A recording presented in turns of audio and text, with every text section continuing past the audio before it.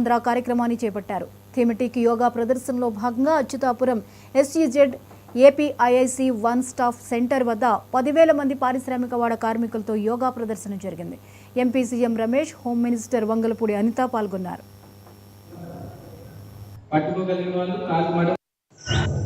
విజయ్ కుమార్ గారికి, అదేవిధంగా ఎంపీ గారు సీఎం రమేష్ గారికి అందరికీ కూడా పేరు పేరు ధన్యవాదాలు.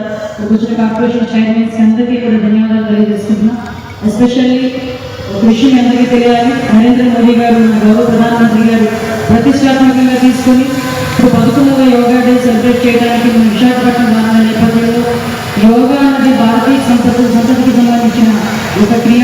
ఈ యోగాని కంపల్సరీగా ప్రపంచానికి బహుమతిగా ఇచ్చిన మన భారతదేశంలో ప్రతి ఒక్కరు కూడా యోగా క్రియని నేర్చుకోవాలి, యోగా క్రియలో మనం ఉండాలి అని చెప్పి ప్రత్యేకంగా దీని మీద డిజైన్ చేయడం జరిగింది.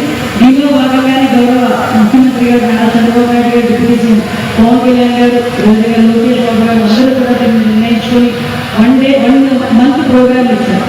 ఈరోజు పరిశ్రమ నుంచి మిమ్మల్ని అందరినీ కూడా ఇక్కడికి రప్పించడానికి కూడా కారణం ఏంటంటే మీకున్న బిజీ షెడ్యూల్, మీకున్న మెంటల్ ప్రెషర్ డెఫినెట్గా యోగా అనేది మీ అందరికీ కూడా ఒక ఉత్తేజపడుతుంది. అదేవిధంగా మీ తాలూకా ప్రొడక్షన్ చేసుకోవడంలో కానీ, మీ ఫిజికల్ యాక్టివిటీస్లో కానీ, మీ మెంటల్ యాక్టివిటీస్లో కానీ విజయ్ కుమార్ గారికి, అదేవిధంగా ఎంపీ గారు సీఎం రమేష్ గారికి అందరికీ కూడా పేరు పేరు ధన్యవాదాలు.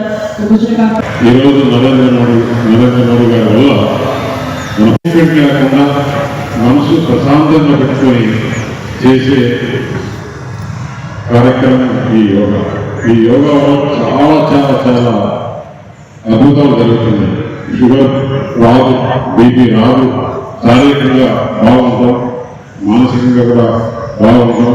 ఏ విధంగా కూడా ఒత్తిడి లోపకుండా చేసే ఈ కార్యక్రమాన్ని ప్రతి ఒక్కరు కూడా చిన్న పిల్లల దగ్గర నుంచి కూడా స్కూల్